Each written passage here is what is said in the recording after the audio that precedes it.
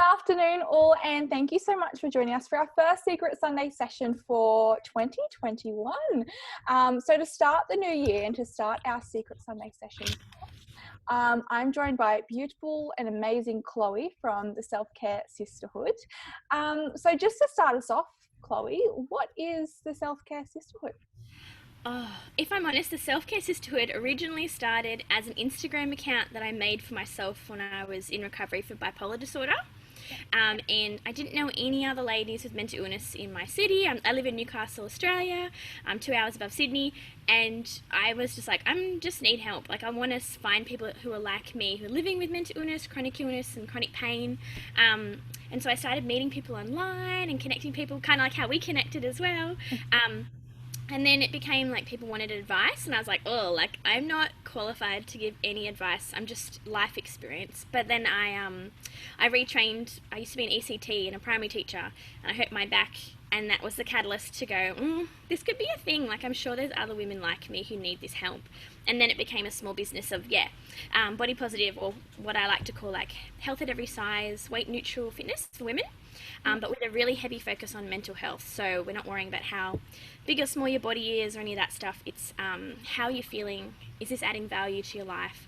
And also being a safe space for ladies who are living with chronic illness, chronic pain, mental health issues. So whether it's recovery for eating disorders, or just someone who's just sick of being in diet culture and that kind of stuff. So yes, that's how it started. So it's basically, I was the guinea pig, and I was like, I need this. So surely other people need this.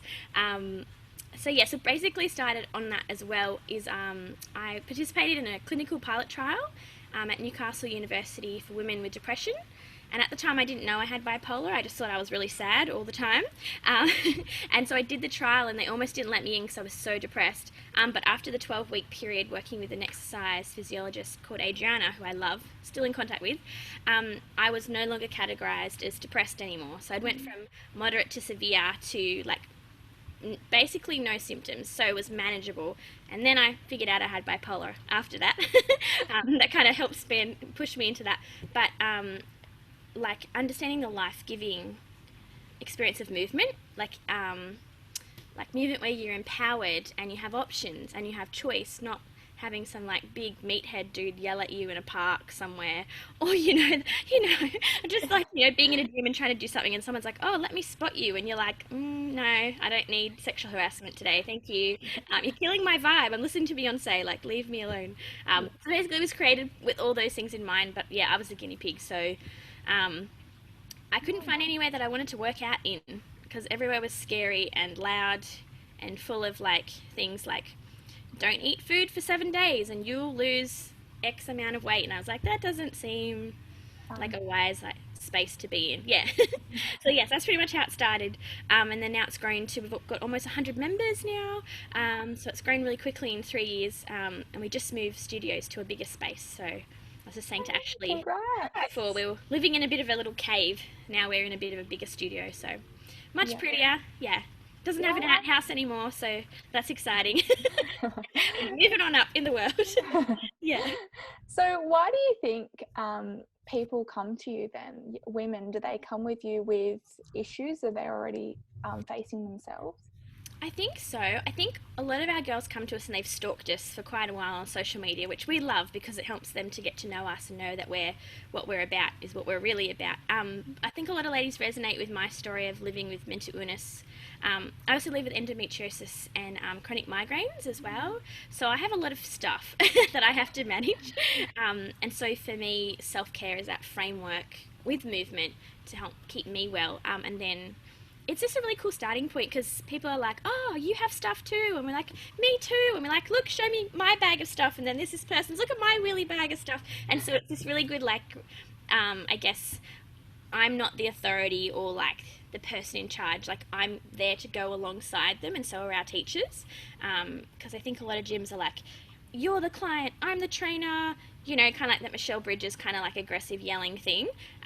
That's what they think it can be, but then they find out, oh, like it's really fun, and we have Zupa Dupas at the end of class, and like we hang out, and so I think there's a lot of ladies who are dealing with like past trauma around movement. So whether it's being yelled at in a boot camp or being told by a doctor you know, about their weight, or you need to exercise because your weight, and not actually about their enjoyment or their pleasure or their, you know, strength. Or so a lot of women are disempowered with movement, and so when they find a space they can move, they're like, oh, this is amazing, no one's telling me what to do, I get to choose, I get to have agency over my own body. And I think just in general, as women, we live in a man's world, so we can't walk home at 1 a.m. in the morning, you know, so we're aware there's lots of other things in our lives that we don't have control over. So to have control over our bodies and how we move them, is really empowering, I think. Yeah. And then on top of that, mental health, you're like, oh, I feel a little bit less angry today. Or, you know, like I was we call it in class the scale of like poo to big poo, like how like, it sounds a bit silly, but kind of like, how shitty has your day been, basically? Right, okay. And like, you know where that was going there. Yeah, sorry. Lots of big cues. So yeah, like kind of was it a little bit poo, like, oh, it was a little bit average. You know, or was it like a really big poo day, like kind of and we have a little levels of mental illness, so everyone's like, oh, Chloe, it was a number 3. And I'm like, okay, cool, let's just monitor that energy level today. You know, if you're doing boxing, like just take it out on your partner in a loving but aggressive way. You know, so just helping people feel their feelings through movement as well, I think is pretty good. You can use it as like a toolbox of things. You know, I want to feel a bit more energized, I'm going to do boxing. I want to calm the heck down, I want to do some yin yoga. You know, I want to do something really slowly, so I'm going to pick something up for 10 times and then have a rest, walk around the room. So it's something for everyone's kind of mental state, I think, as well. Yeah. Which is what I think is important. So when I was really depressed, I was like, I can count to 10 and then I can have a rest. Like that feels achievable for me with, you know, cognitive kind of brain fog and all that stuff that you get. But yeah, so that's pretty much what we do. Yeah. Wow. So do you see that women do feel more empowered when after they come away from, you know, exercising at do you class it as a gym or do you class it as a movement center? Sometimes people call it a gym and I'm like, oh, don't call it that. I call it a studio. I like to think of it as, it sounds a bit silly, but like you get to make it up. So you think of like an artist studio, there's so many possibilities for making things. Like I kind of think of it as that kind of, you get to create what you want for your body that day. We guide you with like a plan, and we guide you with the assistance and the technique and the skill, but you ultimately get to choose how intense you go or how much you lift, or so that's kind of what we do. I love that. That's so cool. I want to come and join. Wow. Definitely, you come down. Wow. And so as I sort of talked about before, and you said that women, you know, rebuilding that relationship with movement, do you find that women are starting to improve their relationship with movement when they come to you and once they continue to do classes? I think we tend to get 2 groups of people. So people who are kind of like, they've discovered there's this thing called diet culture and it's a bit crap and they don't want to live in that world anymore, and they're like, I'm so ready, help me out, give me support and guidance. And then we've got some ladies who come in and they're still really focused on weight and the aesthetics of movement, and then they come in and they realize like this whole other world. Like they just didn't know that they could do it any other way. Like they thought, oh, but I thought I had to, you know, stretch for 5 minutes, go on a treadmill for 45 minutes, stretch and then go home. Like I can choose. So it's kind of like most people don't realize they need body positive, weight neutral movement because they've never experienced it. So they don't have anything to go off. And then they come in and they're like, Chloe, I just did 50 kilogram deadlift. And I was like, woohoo! And like we, you know, do a little bit, but like they've never had that opportunity to try before. So yeah, it's kind of those 2 groups. Yeah. So most people who find us are pretty keen to get started and like, oh, thank the Lord. Like you're not going to weigh me, you're not going to measure me, you're not going to be like, oh, you had a glass of wine, and we're like, woo, you had a glass of wine. Like it's a glass of wine. You know what I mean? Like that kind of new culture. That's awesome. Yeah. So just got to accept women for everything they do and celebrate movement and also enjoyment with everything they do. That's incredible. I'm so happy that you're doing that, and congratulations. That's awesome. Thank you. Yeah, so good. Yeah. So I want to talk a little bit about your background and your history. So you did say that you found out that you had bipolar. So how did that come about? Did something trigger you to go into that deep depression? I think for me, I live with a family with a history of mental illness, but doesn't want to accept that they have mental illness. So kind of like that line, like she goes to therapy for the people in her life that won't go to therapy. That's kind of was me for the last 10 years. And I was, kind of stuck in a really heavy depression. So for me, it was starting in probably, I'd say, year 6 was pretty bad. So I remember a teacher saying to me, oh, they'd call me melancholy girl.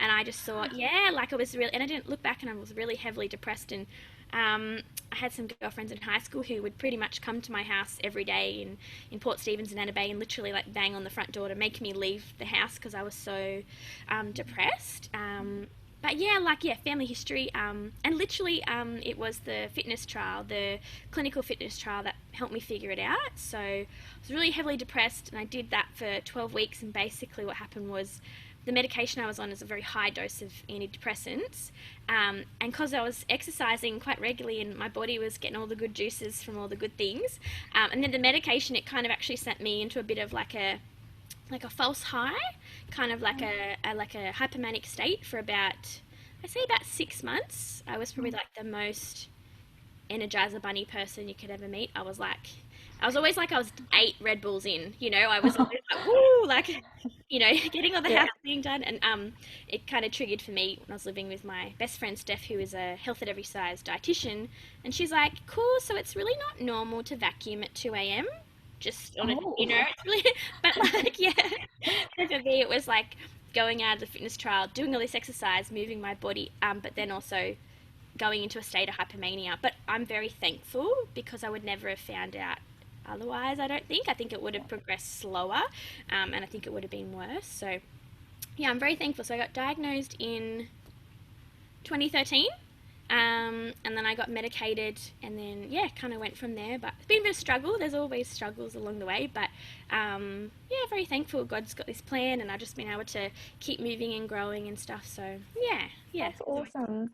And so where you're at now is something that you're still having to manage in everyday life? I'm pretty well managed with my bipolar, but I do know my window of tolerance, so I kind of know certain things that really will set off little mood shifts. So I'm pretty stable with my moods. I haven't had a major depressive episode for a really long time, but my kind of, I guess you could call it like style of bipolar, or there's always a spectrum of different disorders. With bipolar 2 is I tend to be more elevated than depressed now because of the changes with medication and stuff. But that's always been me. I didn't realize that I was having little elevated highs all throughout my life and then going, oh, that thing that I did when I was 12, that was hypomania. Like that wasn't lollies at a kid's party, like it was hypomania. And then learning what's me and what's bipolar and kind of going from there. But I'm pretty much well managed now. I'm pretty stubborn about my boundaries. Like my sleep schedule is like my first pillar of self-care. So if someone's like, let's stay up late, I'm like, sorry, have to be in bed by 11 p.m. at the latest because I will not be a nice person in the morning if I don't. But just things like that. And also movement is really good for me as well with pain. And so that's my, that's what I've been doing. So you mentioned there that you had to figure out which was you and which was bipolar. We find a lot as well with girls with eating disorders, and even in my own experience, how it was really hard to separate yourself from the eating disorder and your own thoughts. How did you go with that experience, having to define it as something different? Really hard, because I lost a lot of friends when they found out that I had bipolar, and like I had a lot of kind of, I'd say, toxic people leave, which was really great because it opened up this realm of people to support me. But for me, I read a book, what's it called? It's by an Australian author about bipolar, and it's the experiences of other people with bipolar and the different varying degrees of it, because I thought I'd never learnt anyone else's how it works for them. This is just my version of bipolar. But I often say to the girls, I have a little mole here. I don't know if you can see it. I've had sunburn. Hopefully you don't see my gross forehead. But I always say to the girls, like, bipolar is like this mole. Like, it's a part of my body, but you wouldn't say, like, Chloe is a mole. You wouldn't say, like, I'm only this mole. I have a mole, but I am not the mole. Does that make sense? I love that. But then also, I think in the last 2 years as well, for me, I'm not really offended by the label. I know people go through stages of going, I don't want to be associated, and then be heavily associated because the label gives them kind of direction of where to get support. So I've kind of been through that. But now I'm like, I'm Chloe. I have a mole. Take it or leave it. Like, I'm not that bothered. But I have been diagnosed for a really long time. So, yeah, I think people go through stages. And I'm also in a safe environment. I forget that I'm in a safe bubble at my studio. I've got 100 ladies who are all dealing with varying degrees of, transitioning or, schizophrenia or coming out of eating disorder, like recovery and like all those different things. So we all kind of, I don't know, I forget that I'm in a very safe space, and not many people can be that free about like, hey, I've got bipolar, my brain makes me do weird stuff. Not everyone has that safe space, but that's why I created it, because I didn't have one before. That's awesome. But it's fun. My bipolar helps me to do my job really well with my girls, so I don't get nervous speaking in public. Good old bipolar gives me a bit of elevated enthusiasm and confidence. But yeah, it's got its good merits, because I can relate to people and say, hey, they shared with me, I have ladies sharing with me often they've had self-harm in the past, or they are a suicide survivor, and sometimes I'll say, oh, me too, and they'll be kind of like, wow, that was a really cheery way to disclose that. But kind of like we can kind of relate to each other that way, and know that it's like that shared understanding. And I'm sure you feel that too in the eating disorder space. You see someone, you're like, hey, like, I get you, Like that shared knowledge of like, we've been through hell and we're still living, so like, go us. But yeah, that's how I kind of approach it. So yeah, I hope it doesn't sound too cavalier the way I No, not at all. like, that's my life experience. But yeah, but it takes time. Yeah, me like 7 or 8 years ago would have been like, I'm not speaking on a podcast about bipolar or anything. Now I'm like, let's tell everyone. Yeah. So yeah. Yeah. Why do you think that people are so fearful of someone that if they go out and they're like, oh, I've got bipolar or I've got schizophrenia, why do you think we put up the red flags in our head and we back away? I think because I'm sure we've all got, I think, lived experience of someone who was very unwell with it, and we only associate that person in that unwell stage of bipolar or schizophrenia or eating disorder recovery, and we don't know that, like, the person next to us at work who doesn't eat their lunch at work doesn't fit that typecast of what people think eating disorder should be, or bipolar should be. A lot of people say to me, oh, you're bipolar, really? And they get really surprised, because I can work and I'm doing lots of fun things, but they also don't see behind the scenes of how much work it is to be a functioning human, or even semi-functioning. I live with chronic pain. I'm on NDIS, which has been amazing to help me stay working. It's been a huge relief this year. People don't know behind the scenes. My psychologist said to me this year, she rang me halfway through the year, she's like, I haven't seen you for a few months. I'm like, are you okay? Like, because COVID and everything. And I was like, I'm actually doing okay. And she's like, what do you think it is? I'm like, well, I have a cleaner that helps me at home, and I see you pretty regularly anyway, and I've got my support systems, and so it's just knowing what you need to get support, I guess. But I think it looks different for everyone, and what works for some people doesn't work for others. And I think me being in a space around women who are all seeking the same thing holds me to a very high level of accountability to get my crap together, but sometimes I don't have it together, and I share that also with them. So I think we just need authentic spaces where we can be ourselves.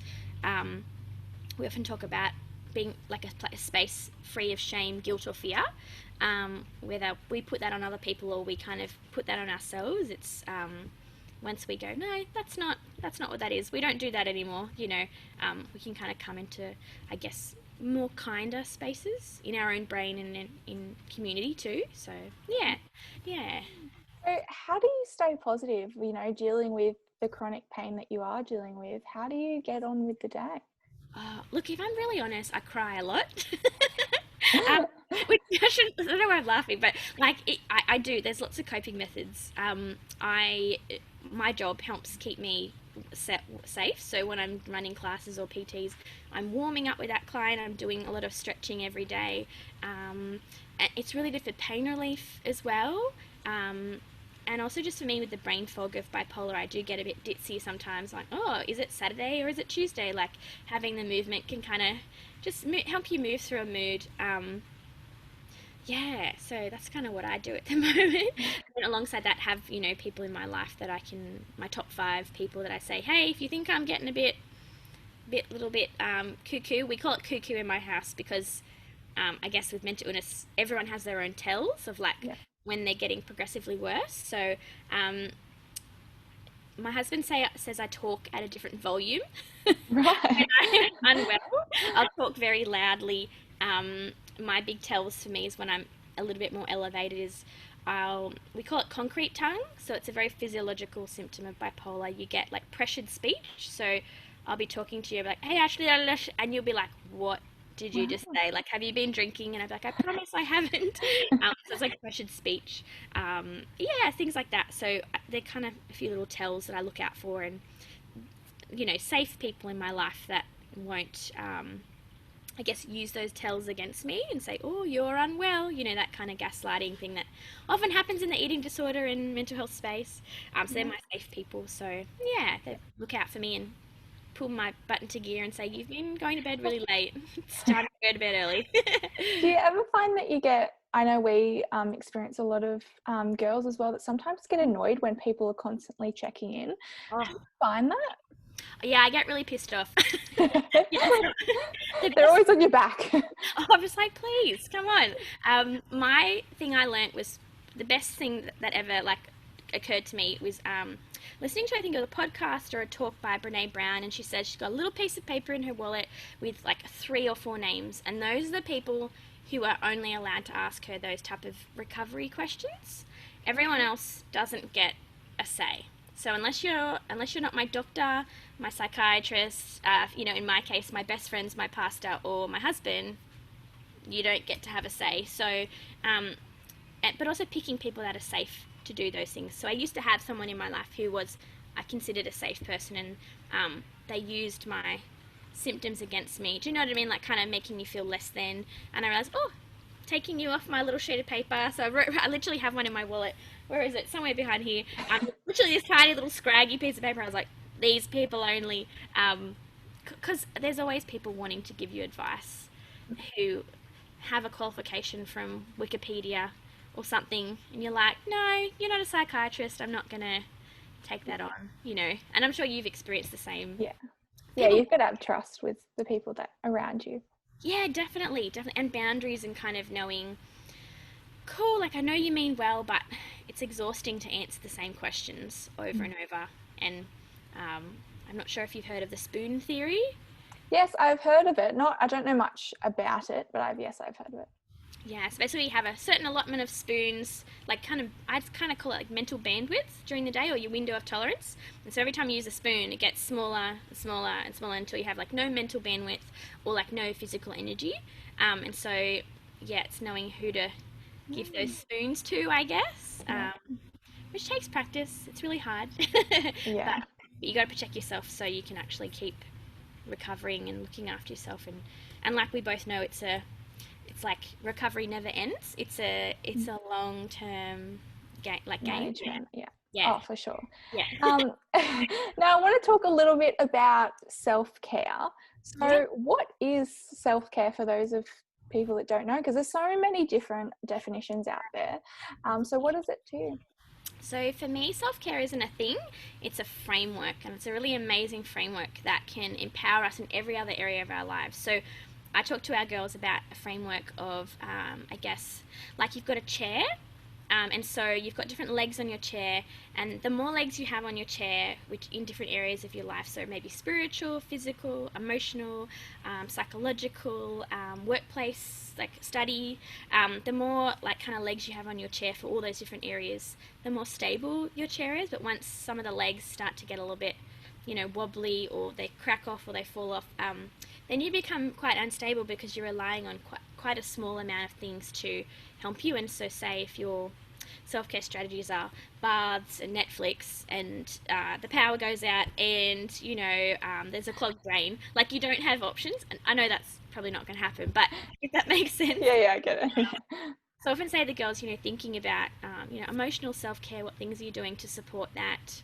how the mood that you have that day, psychological, how you're talking through those things, physical, how can you use movement to pep you up if you're feeling down, or to give you release from anger, resentment, grief, depression. It can be a really cool tool, and lots of different things you can do there too, like meditation or stretching, or myofascia release, which is a really fun one. Everyone hates it at the studio, but it's good for you.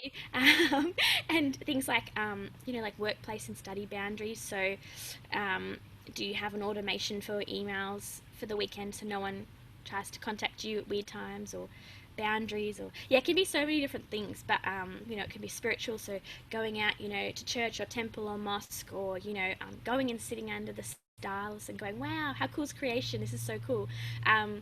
It's something different for everyone. So it sounds like it sounds like a beautiful life, and I think a lot of people think that's an unrealistic life. There's that perception. What do you say to people that say they think it's unrealistic, and they think, well, I don't have time to do any of that?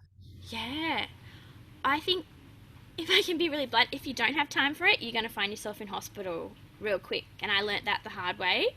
But also knowing that, I guess, with examples of self-care, so something that I do, like every Friday night, is I buy crust pizza and I eat this pizza by myself, watching a show that fills me up. And that's a ritual that I do for myself. And people think, what? Eating pizza? You're a PT? All that diet culture kind of coming into that. I go, well, it nourishes my soul and it nourishes my belly, and it works for me. I have one girlfriend who has a med ball that she has in her backyard. And so when she's having a really hard day, she'll just do some med ball slams in the backyard just to release some anger. And it's a good way for her to feel her feelings, acknowledge them, not try to fix them or push them down, but just getting it through her body, like moving the emotion through her body, so that she can react to people in her life in a healthy way, rather than coming from a very reactive, I guess. So I'd say to people, self-care is responsive, or I guess, what do you call it? Preventative. So preventative, but it doesn't have to be like sitting on the top of a mountain in an ashram somewhere, a yogi up a tree or something. It can be like pizza on Fridays, a little ritual with yourself, or it can be, for me personally, like seeing my psychologist. That's like a date that I don't ever interrupt ever. I'm like, she's in there, I'm going to go see Amanda, I'm going to tell her all the things. It's going to be, like the Amanda Bynes show, but with Chloe. I'm just going to be the talk show host of my own show for an hour, and help my brain feel good. So I think people overcomplicate it. It doesn't have to be fancy, or like something that a model in Vogue would do with their 47-step skincare routine. It can literally be, I apply deodorant. That can be self-care. I'm wearing matching shoes. It doesn't have to be. I hope that makes sense. It doesn't have to be Instagram worthy. We call it at the studio boring self-care. So what things are you doing to support future me? Like for me, it's like filling out my pill box, or I bought like a snack for this afternoon because I was hungry. So I got some Milo, because the Milo, having the Milo, it's convenient, it's quick, and it tastes good, and I really like it. So those little choices. But it can be things like, I don't know, saying to people like, my quota for hangouts on the weekend is 1 event per day, because otherwise you get resentful and tired and grumpy. What about you? What do you do for self-care? I have been on a journey of my own, sort of just trying to find out what works for me, because at the start I was kind of like, well, I don't know, there was so many different, you look up online and you go to Dr. Google and you're like, what is self-care? And all these options came up, and I was like, well, I don't know what works for me, what doesn't. So I'm still learning and trying different things. I've recently loved meditation. I've never got into it, but now I'm just learning to just still my mind. Has just been amazing. And walks, I love walks, sightseeing on the beach. So, where do you go walking? Do you go like bush or beach, or like? I love a good hike. But lately, with the weather and everything, I've just been like beaching it. So I think I've always been about, you sort of just learn what's right for you, what works for you, and what works for me isn't going to work for you. So you've got to build your own toolbox. Definitely, like having a try and going, oh, that doesn't work. Why was I trying to do that? Oh, because I thought I should be doing that. Like for me as well, I discovered meditation when I had, so before I started the studio, I was bedbound for 2 years with migraines, pretty bad. And I discovered meditation by accident because I literally was like, I'm not going to the hospital. I've had a 4-day migraine. I'm going to breathe until it goes away because I'm very stubborn like that. And then I went and saw my psychologist. She's like, Chloe, you meditated for 4 days basically. That's why you feel so calm and relaxed. Because I just felt like white space, and I was like, what is this magical thing? And she's like, meditation. I was like, oh, that's wanky. I don't want to do that. People, you know what I mean? I think people are scared of it. Yeah, it's like meditation is and yoga is kind of like this different Mystic thing. Yeah. Well, they think it's going to, and obviously there's different types of meditation. You've got to find the flavour for you. I say to the girls, it's like types of shoes. You've got to find which one feels comfy and fits. So I mostly go with self-compassion meditation. So like coming from like Kristen Neff and like Tara, what's her name? Tara Brach. And they kind of, so that's really helpful for me just to be nice to myself when my brain is like very negative and bipolar, trying to actively, get me down and get me sad. So yeah. Is there any self-care activities that you can offer people, as in advice or just suggestions, in terms of if they get a negative thought or if they're having a crappy day, what can they go to or to help relieve that negativity? Definitely. I have some weird breathing strategies that I use with my girls. I'm interested. I don't know if you've done them. They're pretty weird. We did some last night at Bend and Stretch, and they were like, I don't want to do that. That's weird. So you can use breathing and in lots of different ways to help pull you up and also calm you down. So sometimes what I do when people are having quite a big anxiety attack or something's happening in their life, we do what we call bumblebee breath.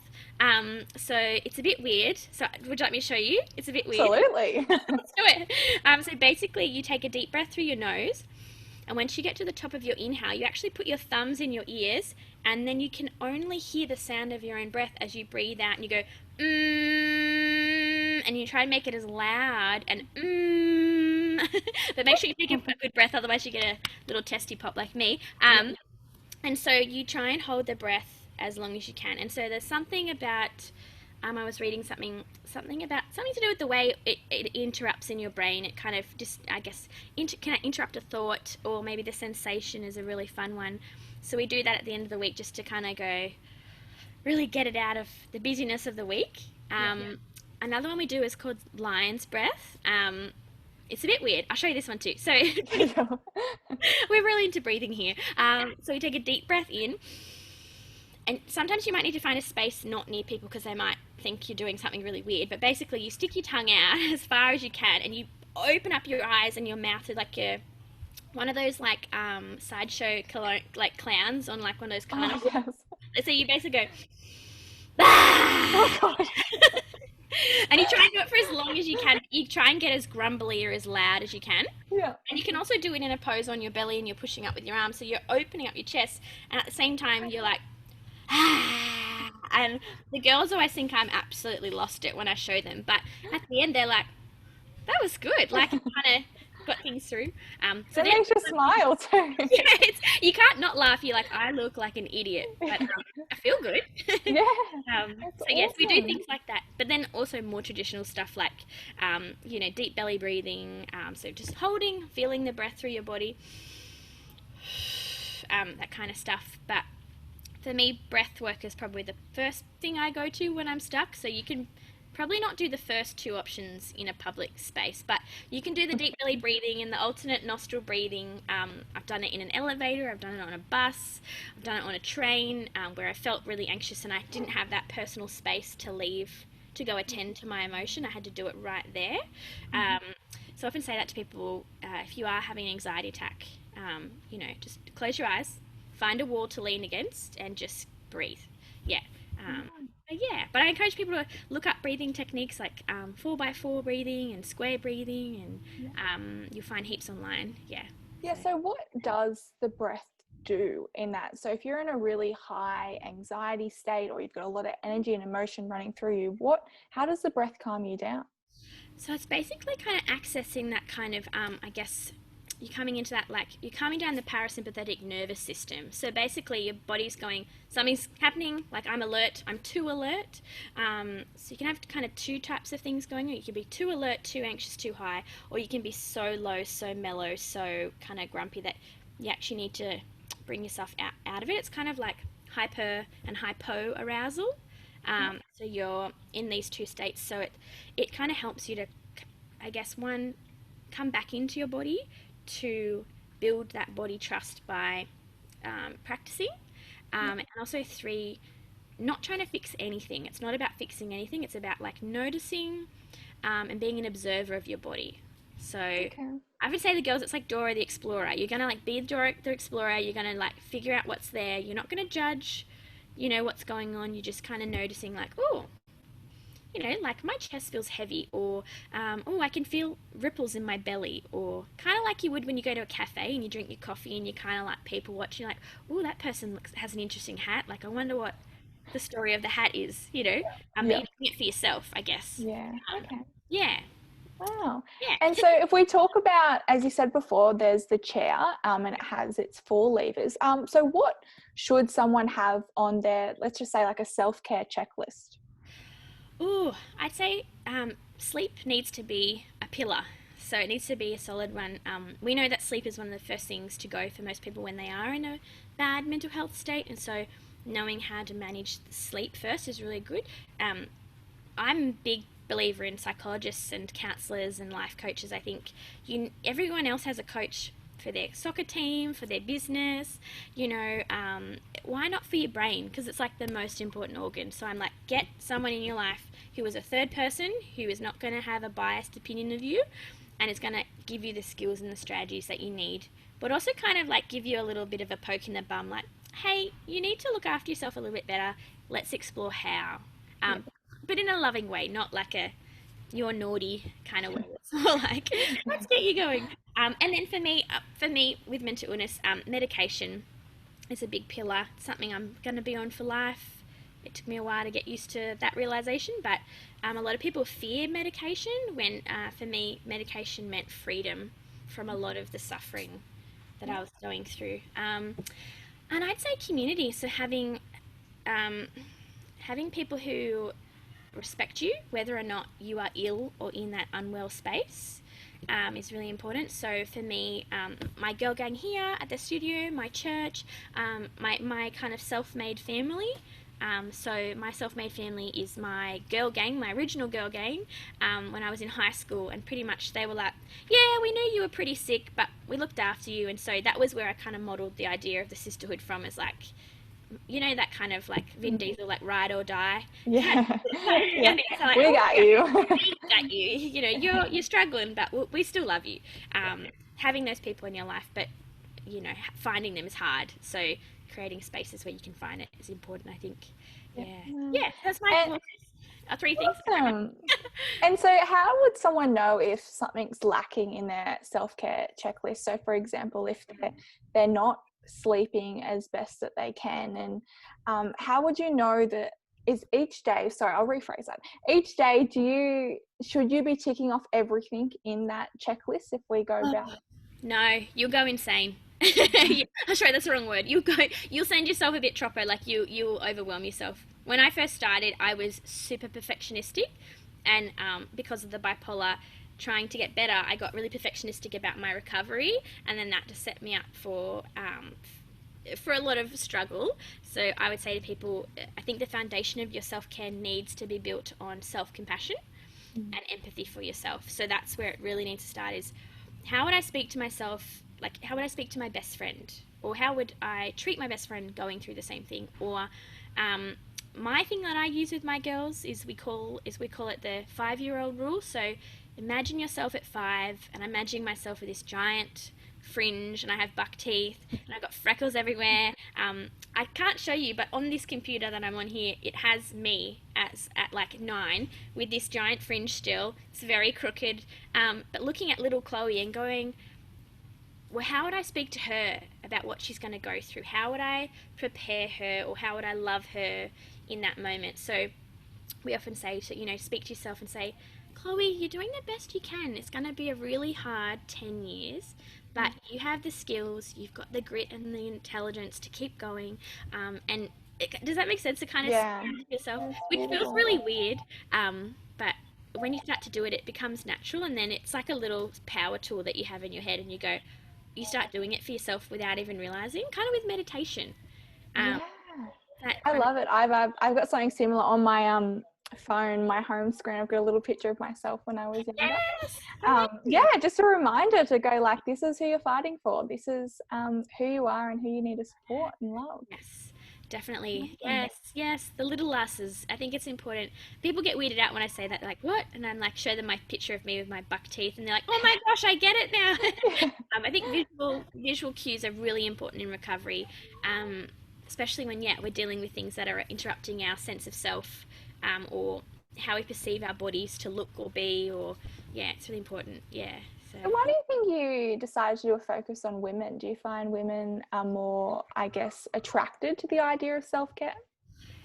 Um, I think I've just been in so many male dominant areas in my life. I kind of was like, I'm married, I love my husband, but like I'm kind of done with men.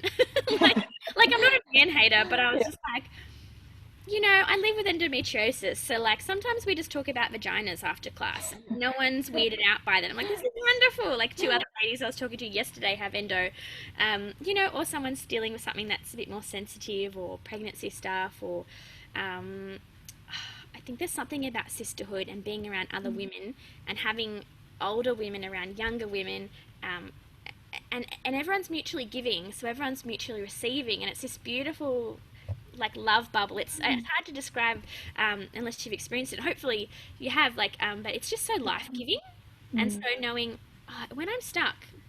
I've got Brenda to talk to. I'm looking at, I don't know if I should turn it around and show you. I've got this wall, the wall over there. I'm looking at, I'm like, I can talk to Kath about this, and Becky, and then I've got Brenda, and then Courtney knows stuff about this. And so it's like having this like little, I guess you kind of call it like, back in the old days with the old ladies had like the phone tree, and they've got all these people, and they phone the friend, and then that friend phones it. We've kind of got that, Yeah, you know, a tribe sort of feel.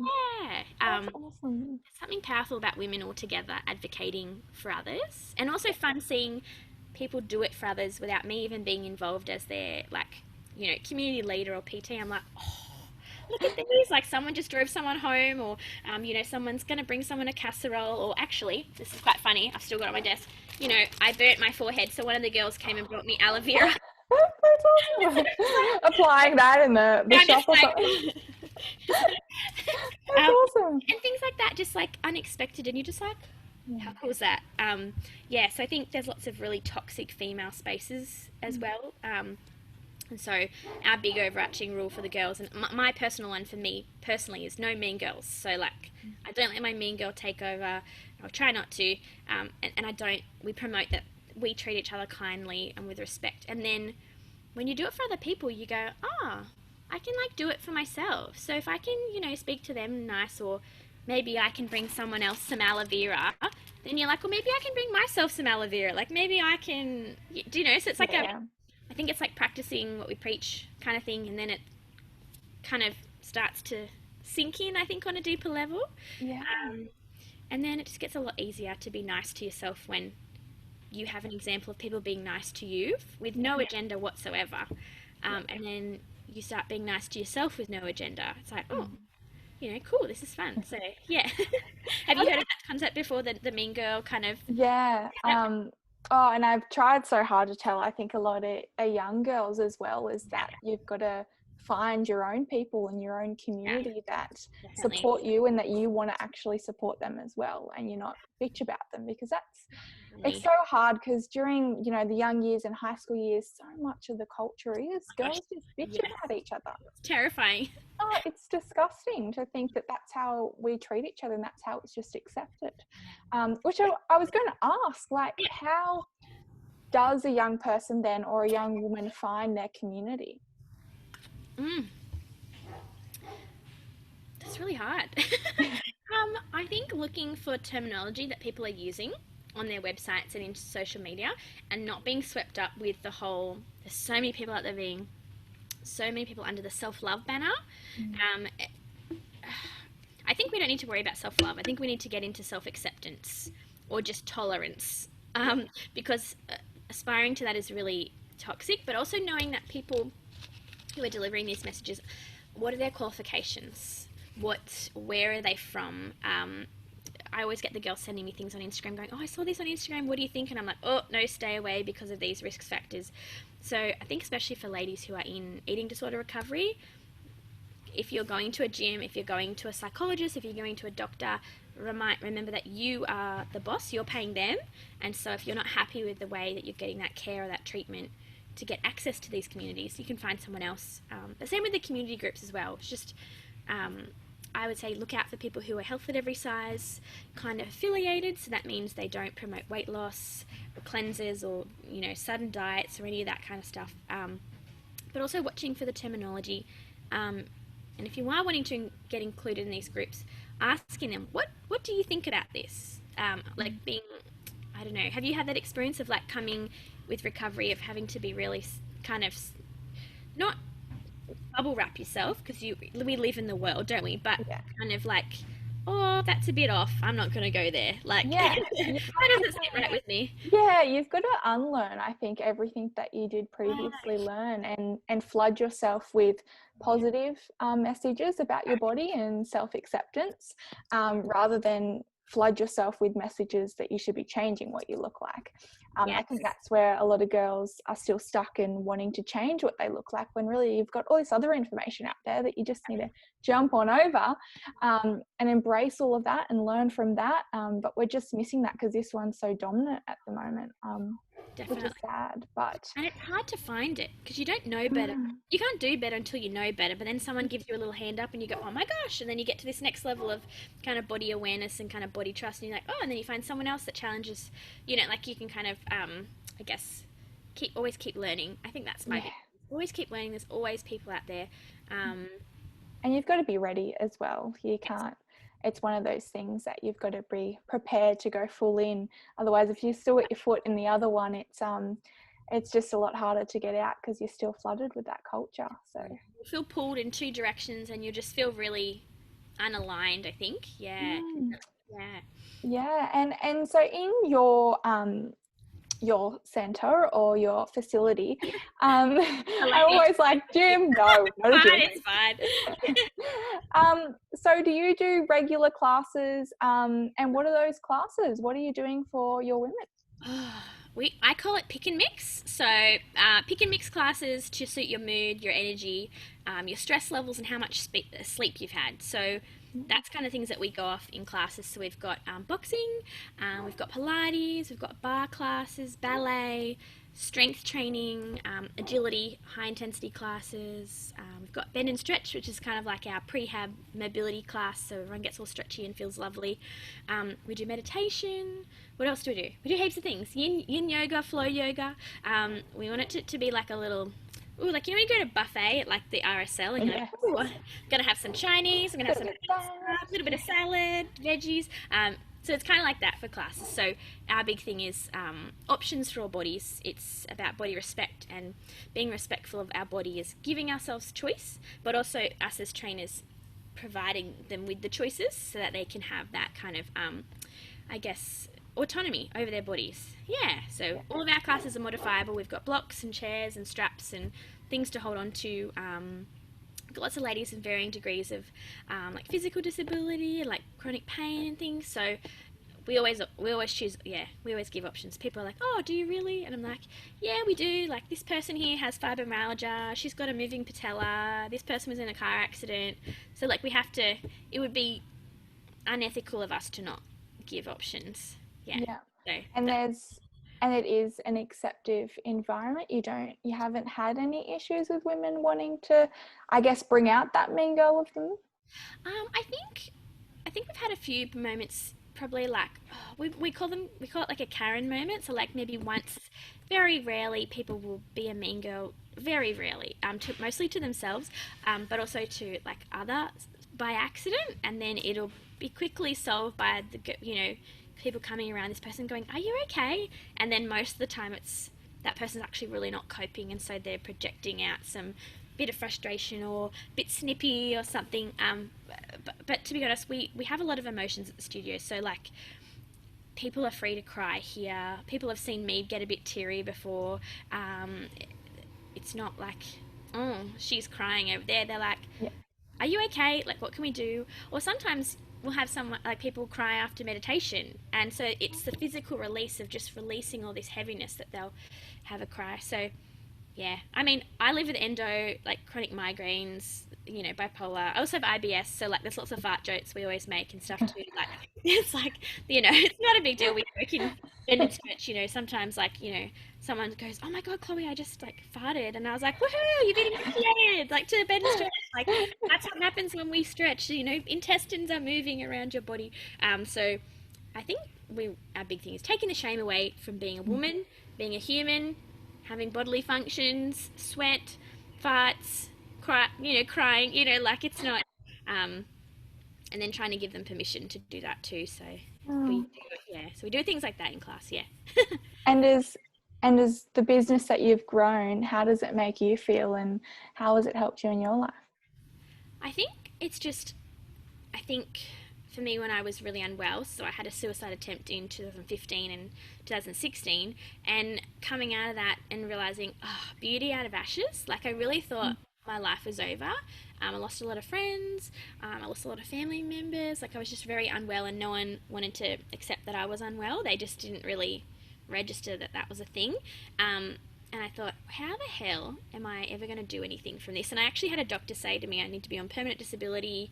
You'll never work, you know, just need to accept these things. And I'm really stubborn, as you can already found out. I'm like, no, you are not going to decide my life for me. I get to decide. And that might mean that I do go on disability at some point in my life, or I may need extra help. But knowing, you know, that I think God can use all things for good, even the most horrific in our lives, I think. And I look back at I think of me as little Chloe like 5 years ago and go, haha, you had no idea what you could do.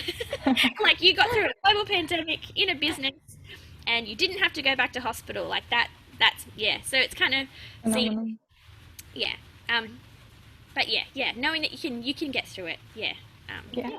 Well, congratulations. Sounds like you've been on a tough journey. Like, all of us have a story, but you've come out the other side, and it's beautiful what you're creating now. So you should be very proud of yourself, and I congratulate you on all the work that you're doing, because it's phenomenal. It really is. Thank you. I just love chatting to you and like hearing your story and things, and like, you're doing amazing things too. I think it's amazing. You're just popping yourself out there, and it's amazing. You're going to do great things. Yes. Thank you. We're all doing the best we can in the space that we're trying to create, the good space, the one that we want everyone to tune into and listen to.